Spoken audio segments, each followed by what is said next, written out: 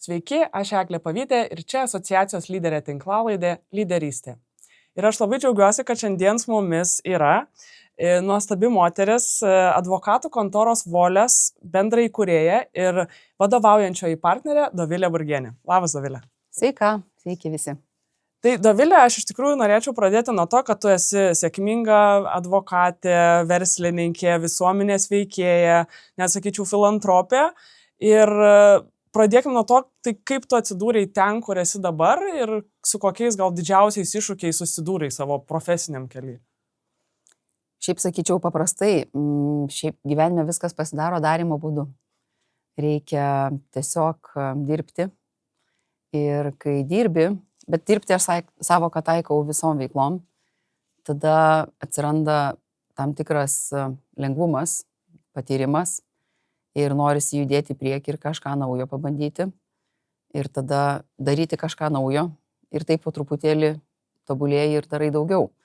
Tai aš sakyčiau, kad labai galima ilgą pateikti atsakymą į tokį klausimą, bet man atrodo svarbiausias akcentas yra tas, kad reikia negalvoti, kad kažkas gausis, kad kažkas pastebės, kad kažkas kažkur pakvies, kad pasiseks. Reikia galvoti, kad padarysiu, ką galiu ir jau kaip bus, tai bus. Jeigu nepasiseks ir toliau bandyti. Tai va čia tokia gal esminė, sakyčiau, detalė. Aišku, yra tam tikri pasirinkimai, ką daryti, nes darimas tai gali būti, galima taip sakant, ir internetinių sukčiam būti labai talentingų ir iš tikrųjų tikrai puikių ten žmonių nueina, tik tai, kad moralė ne vietoj. Bet kaip pasirinkti, ką daryti, tai aišku, man kažkaip pasisekė, kad aš pasirinkau profesiją, kuri man patinka. Man nekilo minčių keisti, jau pradėjus dirbti. Jeigu būtų kilę, turbūt būčiau keitus ir manau, kad žmonės turi tai daryti. O kiti dalykai gal susiję su tokiais yra man brangiais, sakykime, kažkokiais vertybiniais pasirinkimais, kurie man padeda gerai jaustis, nes kai daug visko darai, atsiranda toksai truputį jausmas, kad pavargau, kad gal kažko nereikia ir tada labai reikia dirbti su savo motyvacija. Tai čia vėl yra tokia tema, kur yra neišsemiamai gili tema, bet tą motyvaciją palaikyti man padeda tikėjimas tuo, ką darau ir tą tikėjimą galima tik tai tada, kai ta idėja yra tau brangi, su kuria tu dirbi, kažkuriam tai projekte. Tai gal aš apsistosiu ir kažkur giliau nueisim į kažkurią temą. O kalbant, vis tiek tas kelias iki ten, kur esi dabar nebuvo, jisai trumpas ir buvo turbūt visko ir įvairių situacijų. Ar galėtum įvardinti kažką tokio, kur tikrai buvo sunkus kažkoksai periodas ar etapas, nes kad neatrodytų, kad čia, žinai, viskas paprasta, taip. Rožėm klota ir panašiai. Tai ne, tai tikrai rožėm neklota. Ir rožės nuo tokių banalių dalykų, kaip tokie būna tokie pervargsti. Tokie trumpi etapai būna pervargimo, kai kažkaip reikia išmokti ir paskui kažkaip išmokti save atpažinti ir truputį sustoti ir taip truputį pradėti viską žiūrėti taip, nesvarbu, gali čia kažkas ir palaukti, nes tas toksai būsiu gera, pareiginga ir viską atliksiu tobulai, kažkurio tai momentu nebeveikia, tiesiog per daug visko ant tavo lėkštės yra ir nebegali daugiau tiesiog iš inercijos varyti. Tai su tuo tokiu reikia krūvių nuovargių ir su tokiu, kad yra sustoti, reikia pirmiausia išmokti tokį. Ir aš esu išmokus kažkaip intuityviai ir dabar bandau ir kitiem patarti, geriau daug trumpų sustojimų negu vieną ilgą. Tai va šitas toksai pirmas gal iššūkis toks mažas, bet jisai svarbus ir svarbi pamoka. Toliau, sakyčiau, yra tokie gal būna momentai ateina, kai tu jau viduje tikrai žinai, kad tu jau degini laiką ir nieko įdomaus nebeveiki. Bet dar sunku pasiryšti, nes visai patogu yra. Ir tas toksai truputį auksinio narvelio sindromas yra, kai tu labai gerai jautiesi, nes tu labai kietas esi jau toj kasdienybei ir labai sunku iš jo išeiti, nes tai yra tokia ypatingai komfortiška zona. Žmonės tave pripažįsta, tavęs visiems reikia tame, ką tu darai. Tu ir uždirbi pinigų ir kažkaip nieks negali iš tavęs jau to atimti, tai tas ir saugumo jausmas didelis toks yra, nes tu tikrai susitvarkai gerai ir tu žinai, kad viskas vietoj. Ir tada, kai kitą žingsnį žengi, tai tada tu esi tenai niekas, toj kitoj zonoj. Pradedi nuo apačios. Ir čia toks, sakykime, momentas, kur kažkaip pasiryžti į tą nežinomybę eiti, tai vieniems žmonėm tas išeina kažkaip, kad tai yra tiesiog smalsu ir taip visai to avantiūrizmo yra. Aš truputį gal turiu to avantiūrizmo, kad man patinka ta neapibrėžtumo būsena. Aš kaip tik tokia gyva jaučiuosi tuo metu, kai tas visas prasideda toksai neaiškumas. Bet tą išmokti, kad čia visai smagi būsena, man tikrai sunku buvo. Tu čia kalbėjai apie verslo kūrimą. Ne tik apie verslo kūrimą, ir ankstesniai savo veikloje aš visą laiką eidavau visi kitą etapą ir aš imdavausi, pavyzdžiui, naujų atsakomybių. Tai, pavyzdžiui, jeigu aš ten esu, sakykime, atsakinga už ten įmonių sandorių praktiką ir reikia, pavyzdžiui, organizacijoje kažkokį tai vidinį procesą patobulinti. Ir aš ten nieko nesuprantu ir man tada reikia suburti komandą, kažkokių konsultantų, vidinių žmonių ten pradėti. Ir tu žinai, kad gal nepasiseks. Esu ten diegus IT sistemą ir paskui nurašiau, pavyzdžiui, po pusės metų. Tai sugaišom pusę metų ir supratom, kad mums jos nereikia. Tokia ta prasme, tu eini ir tu žinai, kad tu ten nebūsi žvaigždė, nes tu ten nieko nesupranti, bet vis tiek tu eini ir darai, nes tu lyg ir savo tą verslą pažįsti, lyg ir tau rūpi, lyg ir smalsu kažko naujo išmokti. Tai čia gal tokių mažesnių pabandymų. Tai toks, sakykime, sunkus etapai, tai sakyčiau, yra tokie iki sprendimo priėmimo, bet man gyvenime. Ir aš gal sprendimą, sakykime, aš irgi buvau dalininkė ir verslininkė ir ankstesniai savo veikloje, bet tas savo verslo kūrimas gal toksai, sakykime, vėl toks vertybinis, ideologinis. Buvo per daug patogu, iš vienos pusės, iš kitos pusės buvo ta organizacija, jinai jau turėjo savo stuburą ir ten kažką keisti. Pagal mane irgi nebuvo, pagal mane ir pagal mano bendraminčius, nes mes esam komanda, kuri kartu tą naują verslą pradėjom. Tai toks tada atsiranda momentas, kai pagalvoji, kad, čia labai patogu ir gal 80% kažko gali sakyti, pateisinti, kad gerai, kas negerai, tu kompensuoji kitom veiklom, kurios tau širdžiai brangios ir tada overall esi subalansuotas ir gerai jautiesi. Bet, kaip tą padaryti savo pačiam, kad išeiti iš to momento, kai yra per daug patogu ir neužsibūti jame, tai čia gal yra pamoka, bet aš sakyčiau, tokią pamoką žmonės gali tik iš patirties išmokti. Aš dabar dalinuosi patirtim ir kažkas klausys ir galbūt save atpažins. Tai aš sakyčiau, priimti sprendimą greičiau. Jeigu jauti viduj, vis tiek tai kažko turi baigtis, tai reikia pabaigti. Ta etapą reikia eiti naują. Tam naujam etape atsiranda didžiulė motyvacija ir žymiai lengviau yra sunkius dalykus daryti. Ir tada, aišku, yra didžiulė motyvacija, kad pasisektų. Čia tada vėl yra kiti etapai sunkus prasideda, nes tu negali sau leisti tausoti jėgų, negali sau leisti atsitraukti. Ypač, kai tu tampi, man, pavyzdžiui, aš visada buvau, sakykime, tarp tokių vedančių žmonių organizacijų, bet čia aš tokių kaip vadovės tą poziciją užėmus supratau, kad didžiulė atsakomybė ir prieš kitus žmonės yra palaikyti ir jų norą. Aš žinau, kad jie taip pat pavargė kaip ir aš. Tai reiškia ir savo, bet ir jų norą. Tai man dvigubai sunkiau ta prasme, kad aš turiu autentiškai ir tikrai susimotyvuoti, o ne vaidinti, kad yra smagu ir faina. Tai išmoksti tada tokių kaip ir dalykų, kad atvirumas yra didžiulė vertybė. Tai tiesiog gali pasakyti, šiandien tai tikrai atrodo, kad neįmanoma, bet mes iš tikrųjų po kelių dienų gal pakalbėsim vėl ir pasižiūrėsim ir iš tikrųjų pasirodys gal kitaip. Išmoksti atsitraukti truputį. To tokio, kad nespausti, nes vis tiek perspausti, nieko nebus vis tiek. Tai, žinai, aš taip realiai kalbant, tai visas, taip sakykime, atgal žiūrint, jeigu ir sakyčiau, kad buvo sunkių etapų ir padariau klaidų, neįsivaizduoju, kaip kitaip būčiau galėjus išmokti. Man kažkaip užteko proto irgi ieškoti tokių išorinių patarėjų, kurie nėra mano kasdienybėje, nėra mano kasdieniam gyvenime. Ir dabar iš tikrųjų tą taikau, nes ir dabar kiekvienam žingsnį susiduriu su iššūkiais, ko daryti, ko nedaryti, ir tie sprendimai įtakoja kitus žmonės ir organizaciją. Tai aš taip stengiuosi tuos sunkius etapus, kai jau pajaučiu, kad kažką taip pasikalbėtų žmonėm, pati save išgirst, kitų tą atspindį išklausyti, tada man padeda suprasti, ar jau čia laikas kažką spręsti ir kokie tie sprendimai galėtų būti teisingi. Tai dabar tokiame esu etape, kai išmokau kažkaip nespręsti nieko viena. Supratau, ir labai iš tikrųjų susijęs su mano sekančiu klausimu, nes yra toksai, nežinau, stereotipinė galbūt frazė, kad už kiekvieno sėkmingo vyro yra kažkokia tai moteris ten pridedama, ar jinai ten protinga, ar ten mylinti kažkokia. Ir aš pabandžiau prieš mūsų pokalbį pasižiūrėti, koks atvirkščias variantas, kas stovi už kiekvienos tos sėkmingos moters. Ir dažniausias variantas, kurį man metė paieškoj, buvo, kad stovi ji pati. Dar buvo parašyta, kad supratingas vyras. Dar buvo variantas, kad bendraminčių moterų gentis, kuris man labai patiko. Tai vad, kas pas tave yra tie žmonės, kurie prisideda stipriai prie tavo sėkmės, ar tai yra antra pusė, ar jinai svarbi apskritai sėkmiai, nežinau, profesiniam tam pačiam gyvenime. kas pas tavęs, kas stovi už Dovilės Vargienės. Nu, stovi šalia, gal pasakyčiau, tie visi žmonės, aš taip kažkaip to tokio už nelabai suprantu. Taip. Nes tas žmogus kiekvienas, kuris yra šalia manęs ar šalia tavęs, jisai pats savo yra visatos centras. Ir labai svarbu kažkaip, man atrodo, niekada nepatikėti, kad visatoje visų esi centras tu. Niekada nesi kitų visatos centras.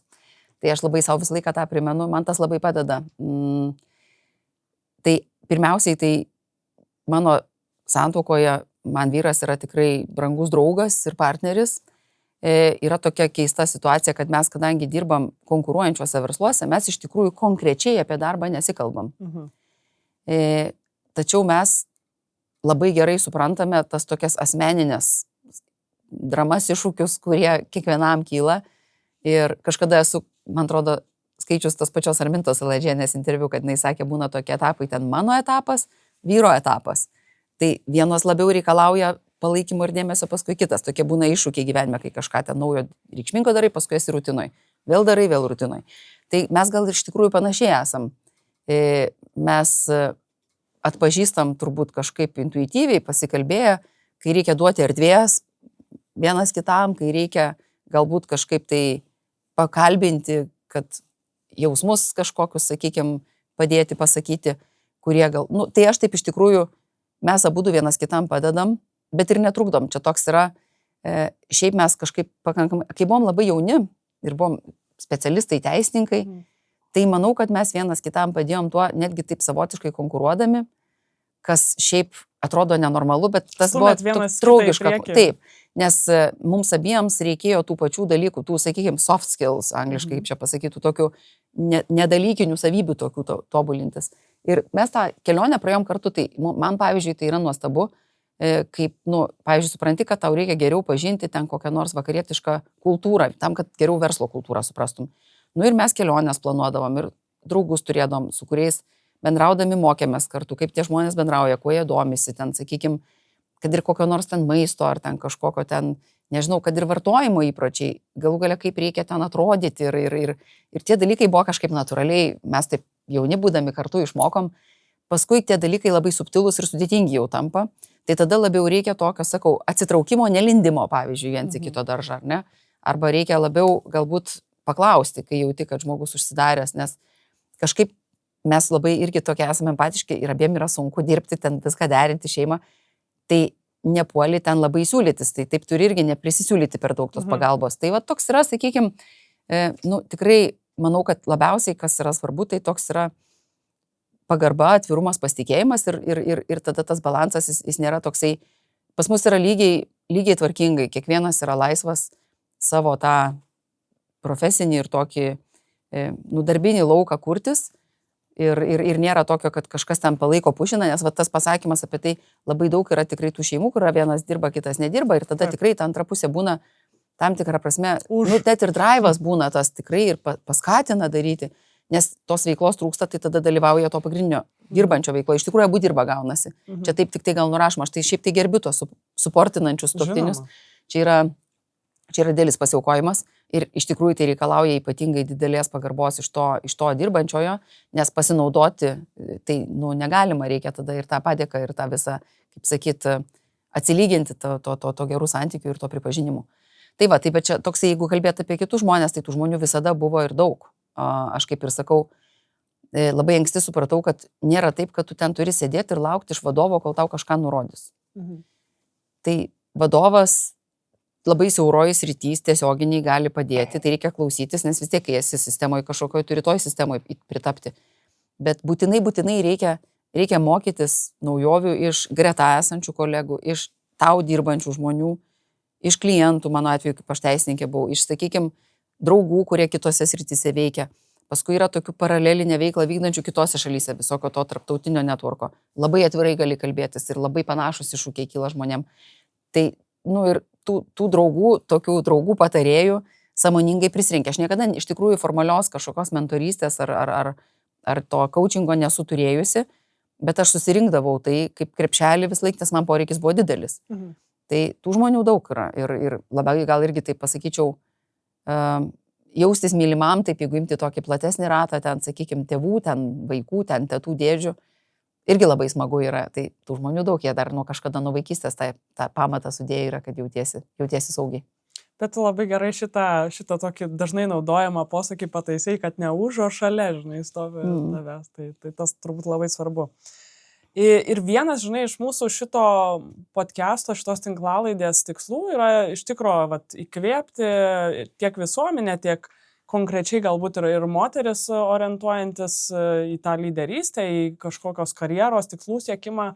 Ir turbūt vienas iš tokių dažniausiai stabdančių tą progresą dalykų, nori, nenori, yra motinystė. Tai ar gali truputį papasakot, kaip tavo motinystės periodai atrodė? Aš turiu vieną vaiką, tu jų turi trigubai daugiau, tai kaip tie 3 periodai atrodė, kaip jie skiriasi ir kaip tu juos suvaldei kartu su visais tikslais, kuriuos tu turėjai? Tai gal pradėkim nuo to, kad iš tikrųjų tai visada norėjau didelės šeimos, nes pati esu 4 vaikas šeimoje. Tai man buvo nuostabu vaikystėje gyventi tarp daug žmonių, aš žmonės mėgstu, dėl to gal mėgstu. Ir kažkaip man būtų tuščia ir neįdomu ir aš kažkaip prasmės tokočiau turbūt, jeigu mano gyvenimas būtų tik apie darbą. Tai prasideda viskas nuo labai banaliai skamba, bet nuo planavimo. Tai aš kažkaip tai visada žinojau, kad maždaug periode tarp 34 metų norėčiau turėti vaikų. Ir mes čia su vyru taip ir kaip ir tarėmės dėl to. Tai mes jauni susitikėm ir mes 9 metus gyvenom santuokoje, vaikų neturėjom ir nenorėjom turėti. Nes norėjom būtinai, tą kelią nueiti, kad kaip žmonės patobulėti, save realizuoti, savęs paieškoti. Tada tas planavimas yra toksai, iš tikrųjų yra truputį tarpusavį susitarimas, kaip mes čia būsim. Aišku, labai juokinga yra planuoti, kai neturi vaikų, nes kai pirmas vaikas gimsta, supranti, kad nieko tu ten nesupratai apie tai, kaip tie vaikai auga. Bet vis tiek tai tas yra, bet yra toksai vis tiek psichologinis, kad kažkaip pasitikėjimas turi būti, kad čia bendras yra tas požiūris ir bendras turi būti tas nusiteikimas.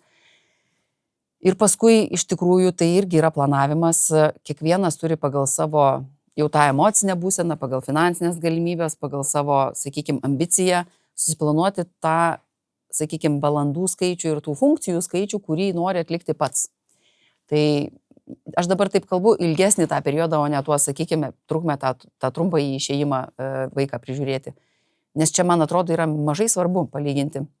Tai vaikų priežiūroje toks yra daug tokių buitinių funkcijų ir yra daug tokių svarbių vertybinių, emocinių, sakykime, klausimų. Tai man visada atrodė, ir aš ir dabar tos pačios laikausi pozicijos, kad tų buitinių funkcijų iš pradžių galima pasikviesti pagalbos žmonės samdant, paskui tos žmonės, kuriuos augini, juos kuo labiau savarankiškais padaryti, kad ir manęs negraužia kaltės jausmas dėl to, kad mano ten vaikai ten užsisako maistą su Boltu ar Voltu, ar nereklamuosiu jokių ten įmonių, daug jų yra paslaugų teikėjų, bet iš esmės arba nekamuoja ten jausmas, kad ne aš nuvežu ten vaiką kiekvieną rytą į mokyklą, nes aš tada galvoju, ką aš galiu su tuo laiku veikti, tai vieną dieną man reikia išsimiegoti, kitą dieną aš gal sportuoti noriu, trečią dieną man darbas anksti ir kiekvieną dieną tas vežimas jisai taip yra, būtų įmanomas, bet aš pasirinkus to nedaryti, tarkim, dabar. Gal aš pakeisiu tą požiūrį.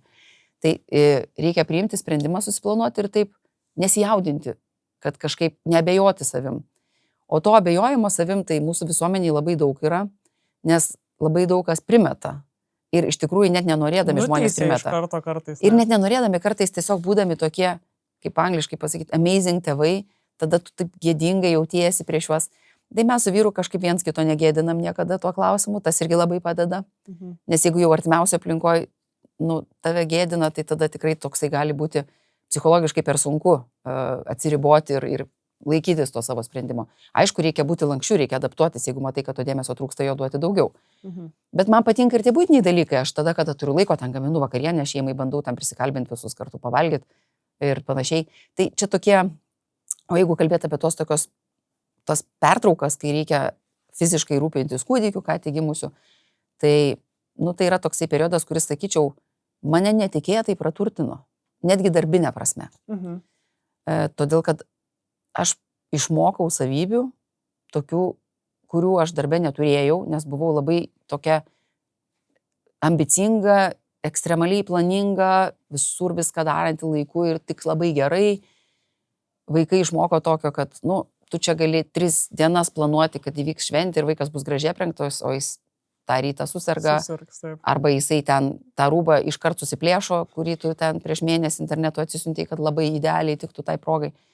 Tai taip paleisti išmoko. Kitas dalykas, ko išmoko, empatijos išmoko, nes tai kūdikis, kai nekalba, tu išjausti jį, tada žiūri, kad tu ir tą kitą žmogų, tu matai, kad žmogus kažkaip kitaip žiūri šiandien. Ta empatija ant tiek pabunda, kad tu tiesiog negali kontroliuoti jau jos, nes jau tai tada jau per daug jautrus tampi ir išvalgus, ir jau vaidenasi tau tų visų žmonių emocijos.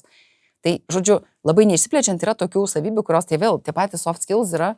Tai aš su pirmu vaiku buvau ilgiau, 8 mėnesius, paskui ten apie 6, o su trečiu nebuvau visai verslą pradėjau, bet buvau, taip nuotoliu visai kombinavau. Bet iš tikrųjų tai sakyčiau, kad tai yra labai praturtinanti patirtis ir moterims tai yra privilegija. Ir dėl to kažkaip galvoju, kad ir vyrai, jeigu jie bent porą mėnesių skirtų tai vadinamai vaiko priežiūrai, ten 6 mėnesių ar ten 1 metų vaikų, tai ir jie taptų šiaip tokie pat stiprus kaip moteris tose soft skill savybėse, kur moteris šiaip dominuoja. Ir dabar vis didėja paklausa šitų savybių rinkoje. Nes tai ir marketing, ir HR, ir strategijoje, ir lyderystėje, top leadership, visur yra reikalingos tos savybės. Ir palėtė lyderystę, apie ją ir pakalbėkim. Esi vienam interviu sakius, kad lyderystės apskritai nėra, yra tik lyderystės realizavimas. Tai ar tavo požiūriu tas realizavimas turi lytį ir kaip skiriasi lyderystė tarp vyrų ir moterų? Lyties neturi, bet tas realizavimas, tai kur ir yra esmė, jis reikalauja tam tikros drąsos, ryžto, tokio, kaip, aš net nežinau, kaip čia pasakyti, tokio truputėlį tokios storos odos, kad tu iš anksto turi žinot, kad tau nebus gėda, kai nepasiseks. Tai tokio naglumo, gal kaip čia pasakyti. Ir kažkaip, gal dėl auklėjimo, gal dėl tradicijų, čia galima daug analizuoti, daug yra tyrimų, bet mergaitės nuo mažens kažkodėl jos nori būti tobulomis, o berniukams tokių iššūkių kažkaip viduje nekyla, mažiau kyla iš tikrųjų ir vyram tie iššūkiai, čia nereikia sakyti. Tai gal dėl to ta lytis priskiriama, bet šiaip tikrai galiu pasakyti, kad lyderystė tai yra realiai, tu turi parodyti. Pavyzdžiui, kad ir tas toksai pasakyti, kad aš kažko noriu, tai reikia imti ir pasakyti. Nes jeigu nepasakysi, tai tikrai nieks nepajaus. Ir gali būti taip, kad yra tokia tobula organizacija, kurioje visus už lygiai paima, visiems lygias galimybės suteikia, bet iš tikrųjų, būkim teisingi ir tų vadovų atžvilgių jie neturi tiek laiko ir tiek jėgų, kad su kiekvienu išbandytų visus variantus. Tai tas, kas save parodo, tas ir matosi. Tai tas yra, manau, kad lyderystė, nes juk vėl lyderystė tai galim pamatyti ir ten nusikaltėlių pasaulyje, ir bažnyčioje, visur, ar ne? Ir versle, ir mokykloje, ir visur. Ir lyderystė, nebūtinai pozityvi yra. Tai žmonės, kurie pasirenka daryti tai, kas jiems atrodo svarbu, ir tada jau jie vienu ar kitu būdu, tai kaip jie kitus žmonės sutelkia. Nes kažką pasiekti vienas niekada nepasieksi niekur. Nei nusikaltėlių pasaulyje, nei bažnyčioje, ne?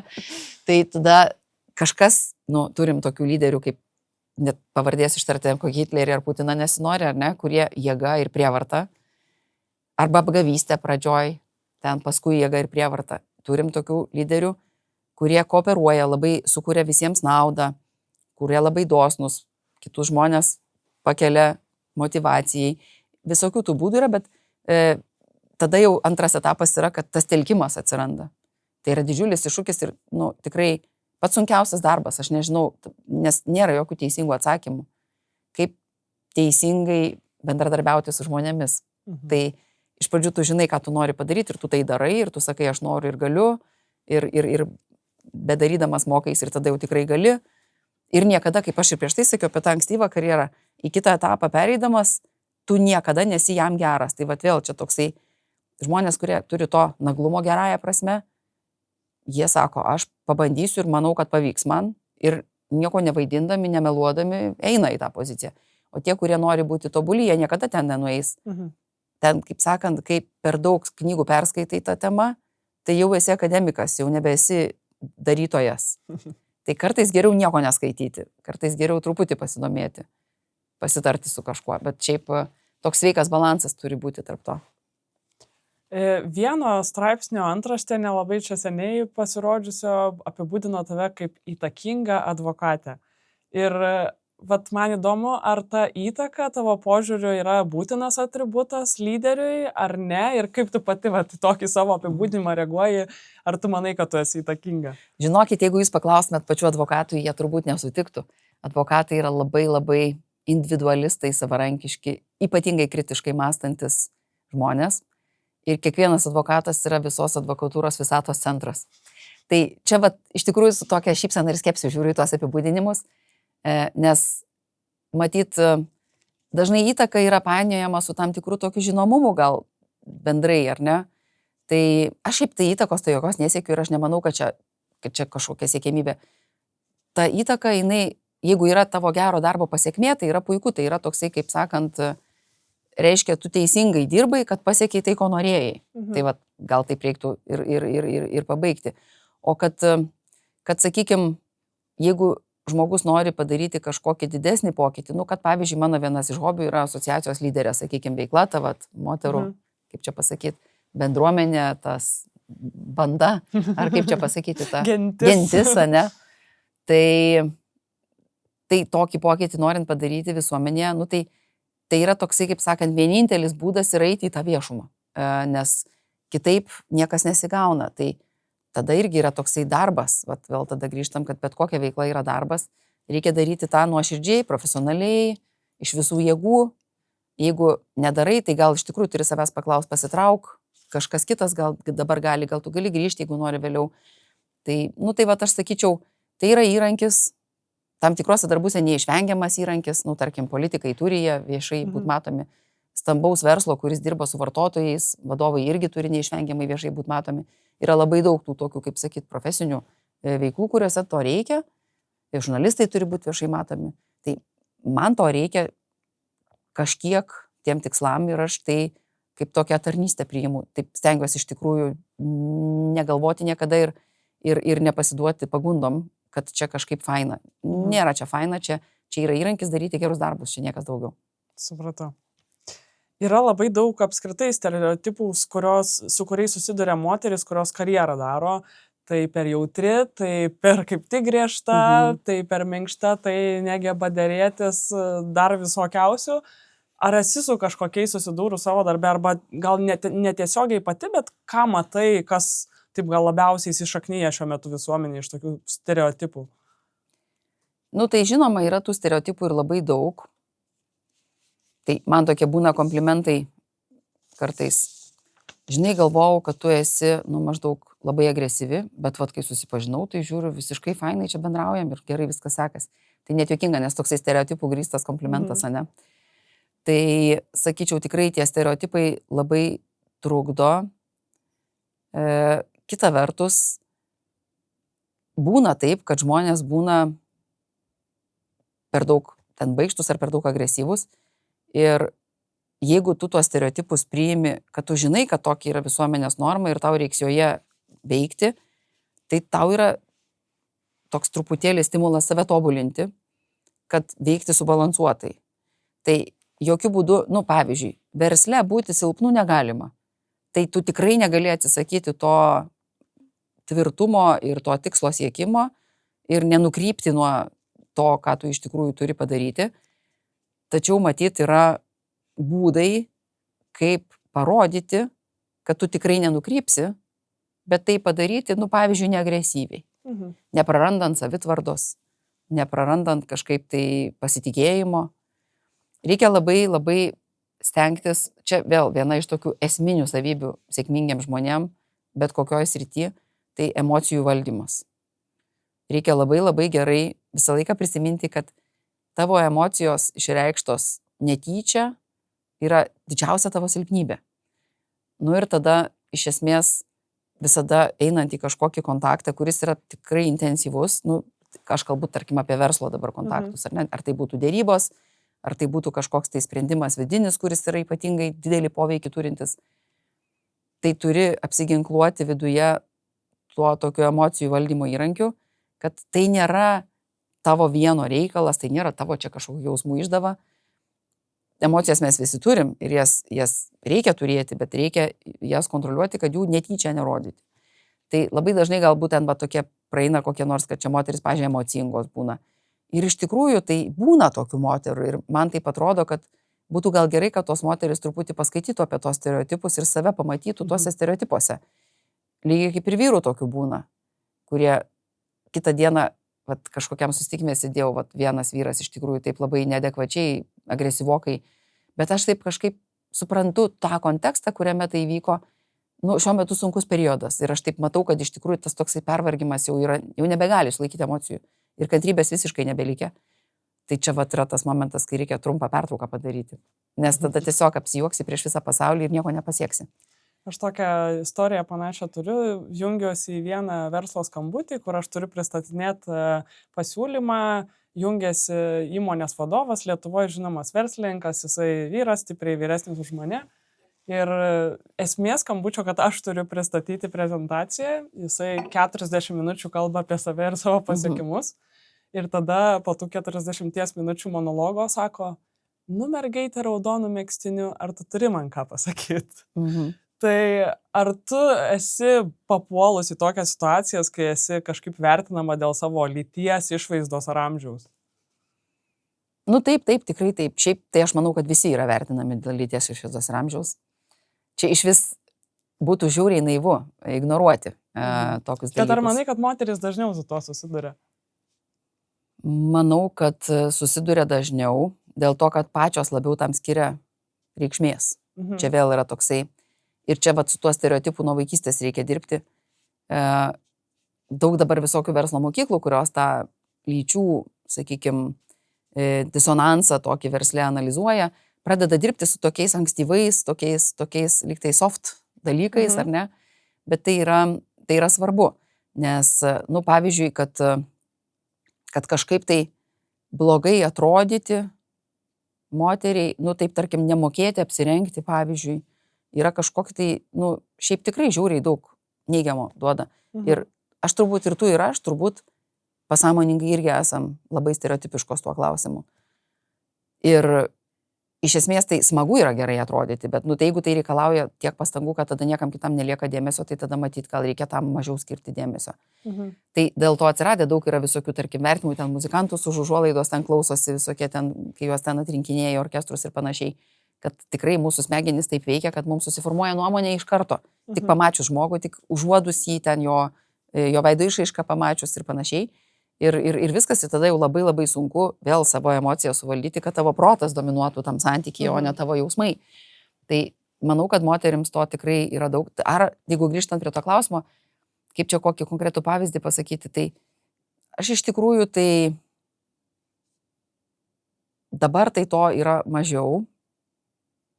O jeigu kalbėt apie praeitį, tai to buvo daug, bet aš turbūt gal sakyčiau taip, kad gal man taip pasisekė, kad aš iš tikrųjų savo veiklą, kur sakau, kai pasirinkau, paaiškėjo man, kad ji man tinka ir patinka, aš turėjau pakankamai talento ir energijos ir sveikatos labai daug atiduoti, kad aš tiesiog, jie tiesiog negalėdavo ignoruoti, kad yra outstanding rezultatas. Ir šiaip aš manau, kad labai labai daug žmonių realiai, kurie neturi, tikrai, aš buvau gabi, man lengvai sekėsi, kurie to neturi, jiems yra labai sunku dėl tų stereotipų. Tai dėl manęs, tai turbūt aš tiesiog uždengdavau tą nusistatymą tuo savo, sakykime, siekiu būti tobulai viską realizuoti ir būti pirmiau ten už visus, kad niekam nekiltų klausimų. Tai ir paskui netgi iš tikrųjų tai yra taip aišku, verslegi visi naudojamės ten. Tai netgi tokį kaip slaptą ginklą ten naudodavo mane ten, sakykime, komanda, aš ten einu su kokiu klientu ir mes su juo jau labai labai gerai pažįstam viens kitą. Apsimetam, kad aš esu čia jauna asistentė, o paskui perimu į tą iniciatyvą ir paaiškėja, kad jie čia mane nuvertino ir dabar per daug pasisakė. Tai tada jau taip, čia tada tampa stiprybė. Paskui, aišku, tas surprise moment jau ten po kelių susitikimų dingsta, nes jau visi žino. Bet čia taip kaip maždaug tu moki ten užsienio kalbą ir tu apsimeti, kad jos nemokė, ar ne? Ir jeigu vieną kartą ten nusijuoksi iš kokio juokelio, visi supras, kad supranti tu tą kalbą. Tai čia panašiai. Tai va, tai aš sakyčiau, kad reikia visuomeniai būti tolerantiškesniai, nes tada jinai padėtų tiems žmonėms, kurie nėra tam lyderių ten procentuke, irgi labai veiksmingai, gerai save realizuoti, naudingai realizuoti. Tai ypač vadovams įmonės viduje, tai čia yra mirtina nuodėmė stereotipiškai nuvertinti žmonės, nes jie tada tiesiog iš tų žmonių gauna ten 3 mažiau naudos ir jų įmoniai mažiau sekasi, tai čia absurdas yra, paprastai kalbant. Jeigu dažnai būna taip, kad tokie pavyzdžiai kaip tu, tai jie yra naudojami tam, kad tą žmogų nuvertinti, nes jis iš tavęs kažką bando paimti. Tai yra ginklas, kurį kiti naudoja, tai kaip kare, tai kaip jeigu rusas šovė, ukrainietis šauna atgal, tai čia reikia taip daryti. Tai aš tokiais tai aš labai nesismulkinu. Aš iš principo manęs ir šiaip savo gyvenime labai daug kartų, aš kadangi esu, kaip sakant, dažnai atstovė kažkokiame santykėje dėrybų, tai dažnai yra taktika naudojama, jinai vadovėliuose aprašyta tokia asmeninė personam, tu tą messengerį bandai išbalansuoti ir tada jį nukovęs emociškai, tada jau gauni iš tos pusės, kuri be patarėjo lieka tai, ko tau reikia. Tai, jeigu aš to nebūčiau išmokusi, aš iš rinkos turiu pasitraukti, nes tai yra neprofesionalu.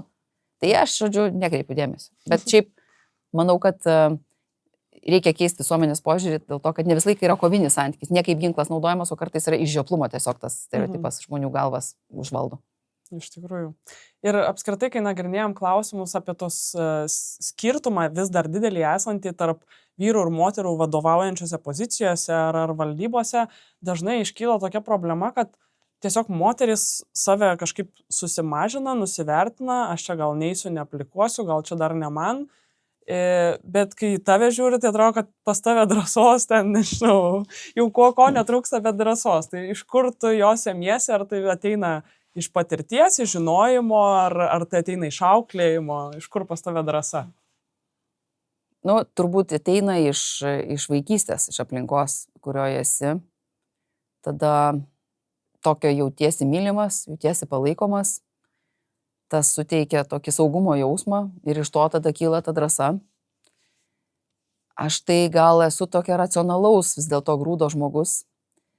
Aš pasiskaičiuoju, vis tiek prieš eidama kažkaip tai tą žingsnį truputį apsvarstau. Ir kai išsianalizuoju, kad viskas turėtų daugiau mažiau būti ok, o jeigu ir nepasiseks, tai bus labai lengvai paaiškinama ir aš žinau, kad aš racionaliai dėsiu protingas pastangas, aš ieškosiu palaikymo komandos savo ten idėjai, ten jos realizavimui ir panašiai. Tai tokia paskaičiuota drąsa gal yra, kas irgi šiaip sakyčiau, kai verslininkai būna ten giriasi, kad jie padarė daug verslų ir daug bankrutavo, dabar va šitas auksinis. Tai čia šiaip taip, tikrai verslume, aš nesu čia tas ekspertas, nereikia teisininko klausyti, kai nori verslo idėją realizuoti. Aš esu ir verslininkė. Tai aš taip sakyčiau, kad jeigu verslus pradėtų taip 40+ žmonės, tai tų bankrotų būtų mažiau. Natūraliai jie turi mažiau drąsos, bet kita vertus, jau ta patirtis, kurią jie turi, tai va tam pasiskaičiavimui. Bet jo, atsakant tavo klausimą, tai aš neturėjau kažkokių elfų, stebuklingų pagalbininkų. Yra turbūt truputį įgimta savybė drąsa, bet ir labiausiai tai turbūt savivertė yra svarbu. Užtat čia yra kita tema, kuri visiškai gal nesusijusi tiesiogiai su lyderystė, bet va tas visas toksai bulinimas ir panieka visuomeniai mažose kolektyvose jos turi būti kuo mažiau, nes kai tu turi aukštą savivertę, tavęs neišmuš niekas iš vėžių ir tas, net jeigu taip ir žinai, kad nelabai susitvarkys ir protas sako, kad ten nesaugu, va tos moteris gal, kurios ten abejoja, bet iš tikrųjų tai iš vaikystės traumų, tai paskui labai sunku išrauti, tai turi daug darbo psichologai paskui. Tai tikrai sakyčiau, kad man kažkaip pasisekė, kad mano ta aplinka tokia kaip ir pozityvi gal buvo ir kažkaip man neteko su tokiu labai. O jau vėlesniam amžiui sakau, kai prieš mane sąmoningai dėl verslo interesų buvo ir yra naudojama kažkokia tai taktika, čia jau yra išmokta pamoka ir aš tada jau gintis išmoku. Supratau. Tu esi viena iš asociacijos lyderės steigėjų ir atrodytų tavo, žiūrint į karjeros kelią, tau nebuvo kažkokių, nežinau, diskriminacijos, didelių požymių ar kažko. Tai iš kur tau kilo toks poreikis tokiai asociacijai, kai atrodytų, tu pati tų problemų gal nesuper daug patyrei, kas susiję su lyčių balansu? Žinok, labai banali priežastis yra. Aš kai pradėjau dirbti, baigiau universitetą, buvau nusprendus, kad man reikia važiuoti į užsienį mokytis, mes beje su vyru kartu važiavom, pasirinkom, kad kartu tą pačią programą galėtumėm, pasirinkom Švediją, išvažiavom metam gyventi į Švediją. Ir ten to į Švedijoje aš tiesiog nuo pirmos dienos pajutau, kaip skirtingai žmonės bendrauja. Ir ypač merginų atžvilgių. Kai man reikdavo, aš šiaip visą laiką su tokio dideliu šalčiu ir panieka reaguodavo į tuos tokius seksistinius juokelius. Ir savo atžvilgių, ir kitų atžvilgių, bet čia pas mus reikdavo šitą visą nesąmonę kęsti ir kažkaip iš to atsikratyti, kad atsiknistų, taip sakant, visi, kurie tai bando daryti, nes tai, tai yra nepagarbu, tai yra bulinimas, žeminimas ir panašiai. Tai aš Švedijoje nuo pirmos dienos pajutau, kad to nėra ir galvoju, kažkas tai yra kitaip, tai ir blogai su ta mūsų visuomenė, nes net ir visiškai normalų žmonės tuos stereotipinius juokelius laidydavo. Nes tai tiesiog toksai, kaip sakant, humoro forma buvo. Ir lyg tai šiaip žmonės tikrai nepiktybiniai, aš šiandien jokių būdų nebandau pasakyti, kad čia bloga kažkokia buvo. Tiesiog yra toksai kažkoks, toksai pigus, banalus, toksai primityvus tas humoras, kuris dominuodavo. Ir aš taip kažkaip tenai pagyvenus, kai grįžau ir žiūriu ir vėl. Ir aš pradėjau taip sąmoningai replikuoti kažkaip apie tai. Sąmoningai kažkaip kalbėtis su visais aplinkui, su kuriem, man artima aplinka, aišku, čia ne su visais aplinkui, bet ir galvoju, kokį tu čia tą pokytį padarysi. Ir kažkaip man ta tema taip kažkaip prikibo, tai mano jau labai ankstyvo jaunystėje visi draugai šaipydavosi, kad aš ten esu feministė ir čia tu tik tos temos nepradėk čia prie kokio vyno, nes čia jau bus. Ir aš taip iš tikrųjų, taip bandydavau, taip nuoširdžiai bandydavau juos įtikinti, kad nesąmonė yra tas visas visuotinai priimtas kažkoks tai ten bendravimo standartas, kad tai yra nesąmonė. Ir atrodžiau, kaip sakant, kaip visiškai idealistė, naivuolė kažkokia. Ir paskui jau biški vyresnė būdama visokiose organizacijose, tarptautinėse, kuriuose veikdavau, vėl aš į tą tokią truputį liniją, tą moterų bendradarbiavimo pradėjau stebėti. Ir ten žiūriu, kad visi kalba ir man tada, tai visam pasauliu tai yra tema. Tai čia aš nesu viena kažkokia naivė, ne? Ir pradėjau tokius kažkokius, kaip kontoroje, tai kažkokius ten renginius, kviesdavau kažkokias ten moteris, gal kokiam pasikalbėjimui, vieną kokiai įkvepiančią gal papasakot ką nors. Ir supratau, kad visos taip iš tikrųjų, taip visos tą patį kenčia irgi. Ir kažkaip mes ten tokia, bet tai būdavo taip nesistemingai, laikas nuo laiko stingdam ir paskui ten kažkaip gavosi, kad tos jau 8 steigėjos, tai ten vienu metu taip sukrito, kad Dovilė Grigienė, ten Saladžienė, aš ten, tada mes ką čia dar pažįstam, pasikvieskim ir mes taip 8 tada pradėjom tą organizaciją. Tai aš tokia turėjau tokį, kaip ir sakau, hobį, bet man tai buvo tas trigeris, kai aš pamačiau skirtingą bendravimą. Supratau. Ir asociacija lyderė iš tikrųjų vienas iš jos tokių tikslų ir didinti kiekį valdybose moterų ir kad tas balansas atsirastų. Ir neseniai buvo ir direktyva priimta Lietuvoje net platesniu mastu, jinai buvo priimta, tai tas labai smagu. Ir kaip manai, ar tos kvotos yra ta priemonė, kurios mums reikia šiuo metu, nes tai yra, galima sakyti, iš dalies tokia priverstinė priemonė ir ar kitaip tiesiog neina pasiekti pokyčio? Kvotos bet kokioj srity, tai jos visada turi neigiamą aspektą tokį, kad iš esmės tai yra priemonė, kuri teigiamai diskriminuoja. Ten beje kvotos yra ne moterims, bet taip, mažiau atstovavimai lyčiai. Bet ir tada gaunasi taip, kad antras iš to išplaukiantis neigiamas aspektas yra tas, kad tai nuvertina tam tikrą prasme moteris, kurios jau yra pasiekusios ir jos puikiai daro jau tą darbą, į kurį pretenduoja, sakykime, dar ir daugiau moterų. Bet iš kitos pusės, kad tas pokytis įvyksta, kaip aš sakiau, tu nesitikė, kad ten tave pastebės ir visa kita. Bet jeigu nebūtų viešos komunikacijos, tai jau keliai ir toliau sklaidytų. Dabar ta verslo kultūra gerokai pasikeitus yra ir aš tikiu, kad mes truputį prisidėjom prie tos asociacija lyderė. Tai lygiai ir čia tas pats yra. Vis dėlto reikia versti įtaką turinčius žmonės, o valdybas formuoja kapitalistai, turintis nuosavybę kapitalo.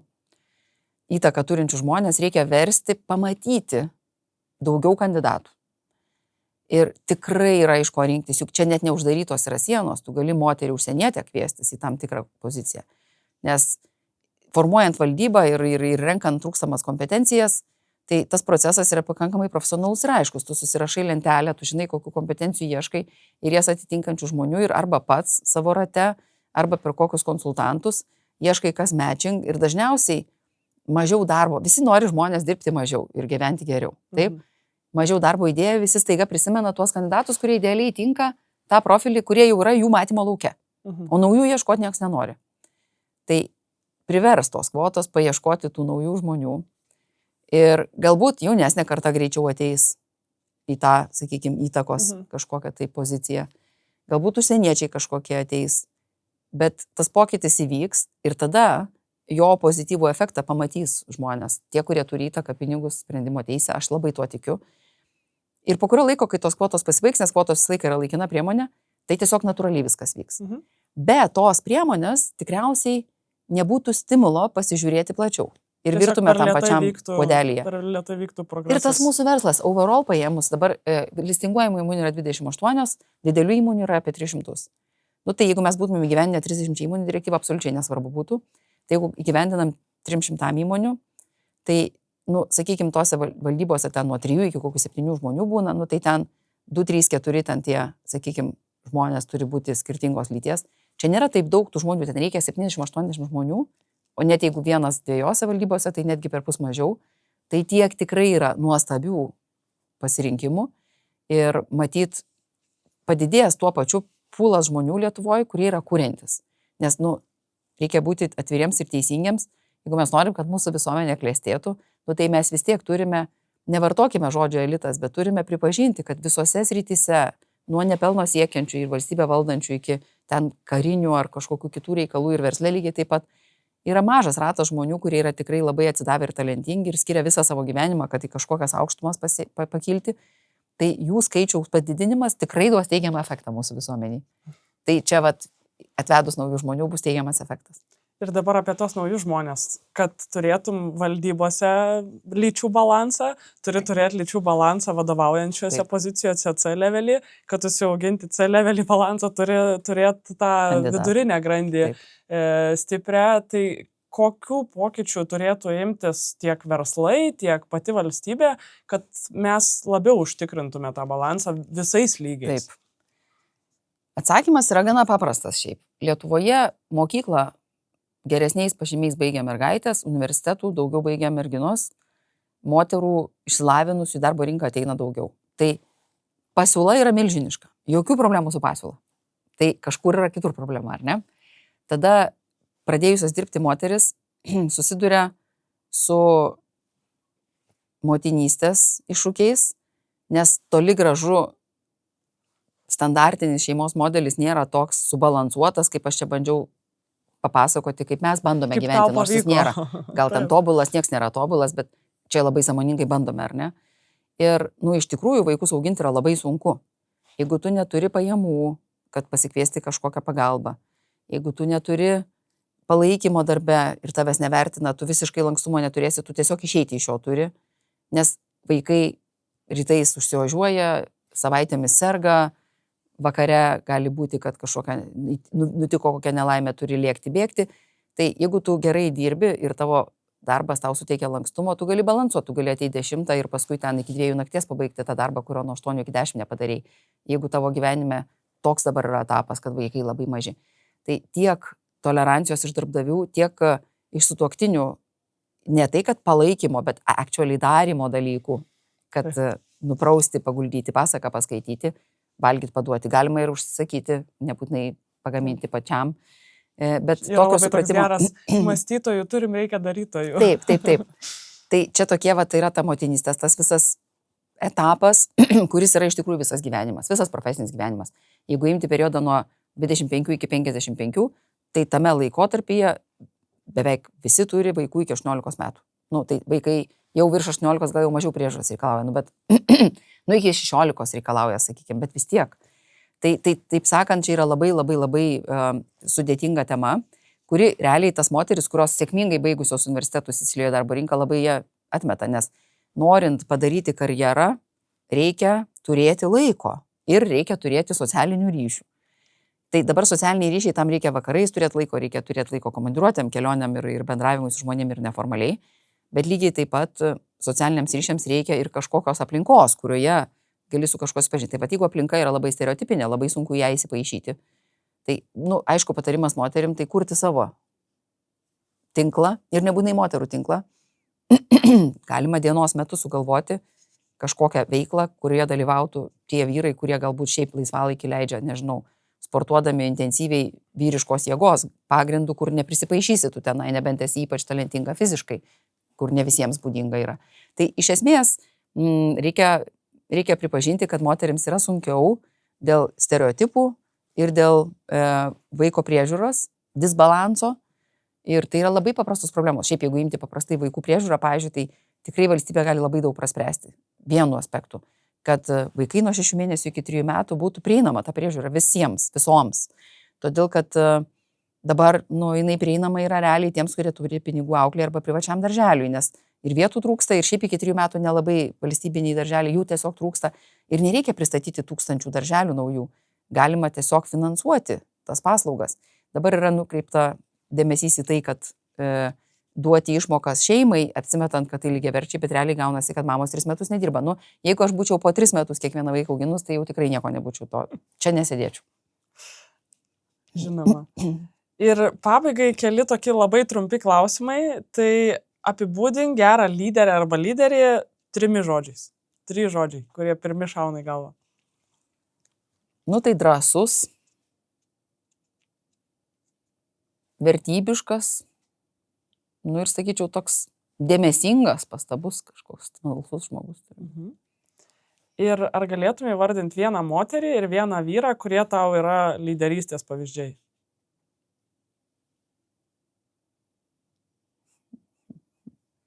Šiaip nemėgstu tokių klausimų. Žinau, jie visada neturiu vieno, tikrai nei vieno žmogaus išsirinkus. Gali neįvardinti? Gal kokį... Galvoju, ką čia pasakyti. Nežinau, kokia Marie Curie, pavyzdžiui, būtų iš moterų, kur tikrai pasaulinė žvaigždė ir jau savo laiku visus barjerus nugalėjusi darė tai, ką norėjo. Ir netausoja savęs, bet... ir gal koks Churchillis būtų, kuris toksai... Oi, čia man glostai šiandien. Comebackus tokius padarė gyvenime. Aš istorinę specialiai pasirinkau, nes gyvų žmonių negali, kaip sakant, vertinti. Žinoma. Aš irgi turbūt klaidų padarysiu tarp gyvenime. Jo. Ar galima dėti lygybės ženklą tarp lyderės lyderio ir geros vadovės vadovo? Ne. Aš manau, kad lyderiai nebūtinai yra vadovai. Vėl, aš vadovą tai apibrėžiu ypatingai siaurai, vadybiškai. Turi būti organizacija ir jai vadovauja žmogus. Ir tai tada, tai turi būti lyderis arba lyderė. Manyčiau, tikrai. Bet ta lyderystė labai skirtinga būna. Skirtingų savybių, skirtingais etapais reikia.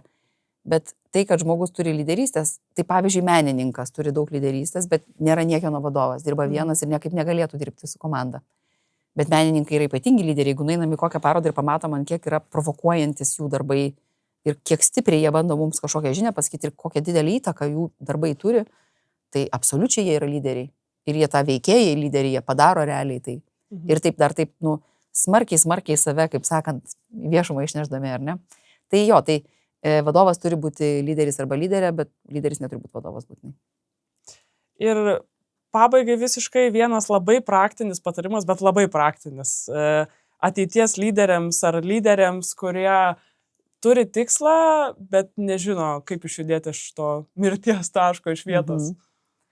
Tai mažiau skaityti, daugiau daryti ir ieškoti palaikymo 1, 2, 3 žmonių užtenka, kad suteiktų drąsos. Super, ačiū Dovilė, ačiū visiems klaususiems ir iki kitų susitikimų.